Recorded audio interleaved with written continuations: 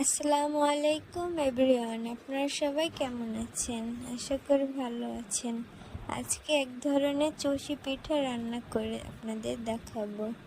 এখানে দুধ নিয়েছি, দুধের ভিতরে দিয়ে দিলাম। এখন ভালোভাবে নেড়ে চেড়ে সিদ্ধ করতে হবে। সিদ্ধ করতে একটু সময় লাগে, আপনারা একটু সময় নিয়ে রান্না করবেন। পিঠাগুলো সিদ্ধ হয়ে গেলে পরিমাণ মতো চিনি দিয়ে দিব। যারা মিষ্টি খেতে পছন্দ করেন তারা চিনির পরিমাণটা একটু বেশি দিবেন। আপনারা এভাবে রান্না করে দেখতে পারেন। আপনারা সামান্য একটু লবণ দিতে পারেন। আমার রান্না করা হয়ে গেছে। আশা করি ভিডিওটা আপনাদের ভালো লেগেছে। আজকের ভিডিওটা এই পর্যন্তই। আল্লাহ হাফেজ।